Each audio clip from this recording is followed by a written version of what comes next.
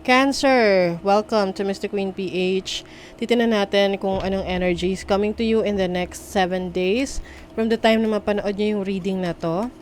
This is a timeless reading, so anytime na mapanood nyo to, as long as makaka-resonate kayo, this reading is for you. General reading, pwede kang makarelate, pwedeng hindi. And another reminder, hindi ako magme-message or magpo-follow sa inyo to offer services. Mag-ingat sa mga fake accounts and scammers. So kung gusto nyo ng private reading, eto lang, sa mysticqueenph.com. Okay, go to my website. Now, let's begin. Cancer. Next 7 days. What's the energy? The stars. Uy, very hopeful. I think in the next 7 days, mas makakabuo ka ng malaking pangarap, no? Or mas lalong lalakas yung iyong intention para matupad yung mga pangarap mo. You are shooting for the stars, kumbaga. You know what you want, no? Alam mo kung ano yung gusto mo, and then you will go for it. Kumbaga, you are ready. You are ready to become the best version of yourself sa pamamagitan ng pagtupad ng mga pangarap mo. You also have energy ng water, which is about your feelings. So, yung iba sa inyo, you may be emotional in the next 7 days. Like, meron kang mga realizations of the things na pinalagpas mo. Pwedeng iba sa inyo, you will feel na, ay, sayang, sana pala ginawa ko to. Or sana pala hindi ko to ginawa. But, lahat naman na nangyayari sa atin, it is meant to happen para sa evolution natin. So, we can evolve, we can be a better version of ourselves. So, mas magiging malakas yung instinct mo, intuition mo, na magagamit mo yan as guidance, no? Pagdating sa path na tatahakin mo. Uy, the sun. Wow. So, yung iba sa inyo, maaring kayo maglalalabas. Yung tipong mas may enjoy nyo ang outdoors. Like, you want to go out para magpahangin or magpa-araw.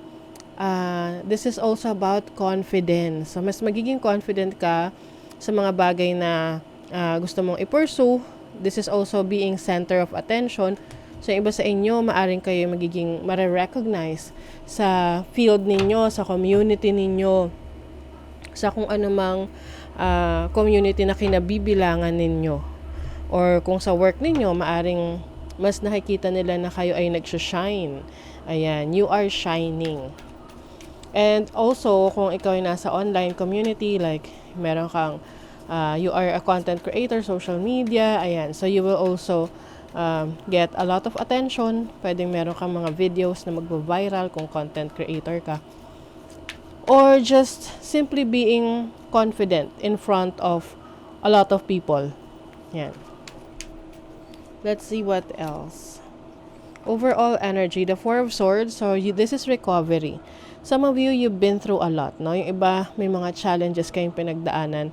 Pero tapos na yun eh. Nandun na kayo sa point na you are recovering.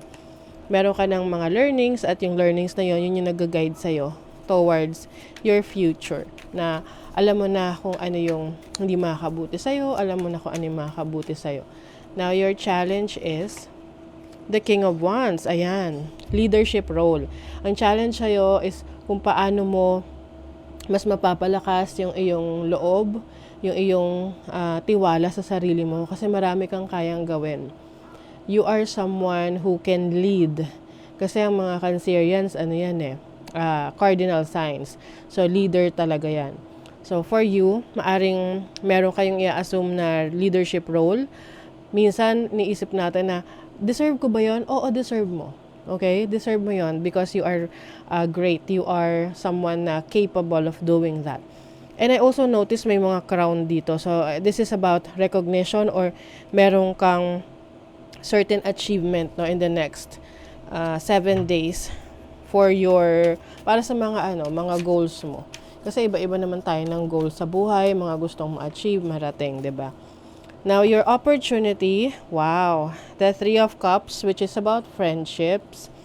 Some of you, marami kayong opportunity na magkaroon ng new connections, new friends, networking din. So kung ikaw ay mahiyain dati, ngayon mas confident ka na humarap sa maraming tao, and you will see yourself na parang mas nagiging open, no, to communicate, to connect with others. Now, your blessing is the Page of Swords. So there's a good news coming in.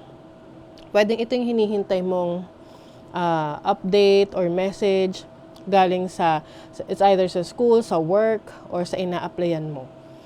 And this is also about maaring may pag-aaral na gagawin kasi curiosity yan. Meron kang gustong alamin, matutunan that will definitely improve your career or business o anumang future na gusto mong i-pursue. Now, your focus is Chariot. Ang ganda nito. This is your energy. Willpower. Ayan. You are, kumbaga parang, like what I mentioned sa inyo kanina, alam nyo kung ano yung gusto nyo eh. So, syempre, pag alam mo kung ano yung gusto mo, alam mo kung saan ka papunta. Okay? So, that is your focus, to be successful. At hindi ka magpapa-distract sa kahit na ano. Dahil, this is your chance. This is your chance to move forward. This is your chance to be successful. Walang makakatalo sa determinasyon, no? Sa isang tao na merong determinasyon sa buhay. Ayan, you have Manta Ray. This is energy. Being playful, being wise. So, some of you, yung inyong talino, abilidad, yan yung magagamit nyo para mas mapaunlad nyo yung inyong sarili.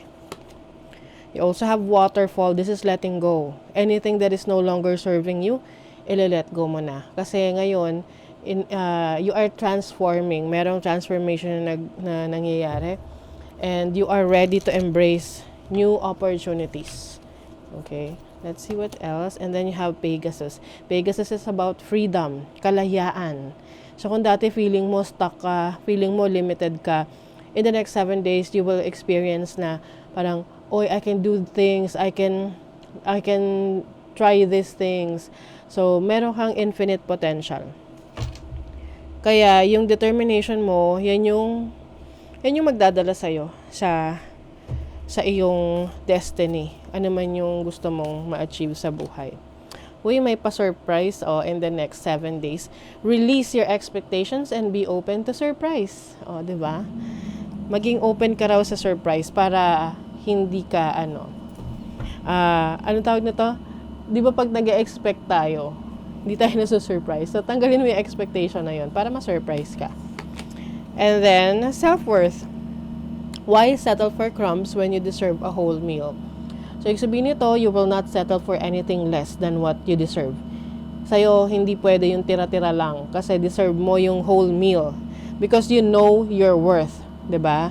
Ayan. Napakaganda. So, that is your reading, Cancer. Thank you so much. See you again.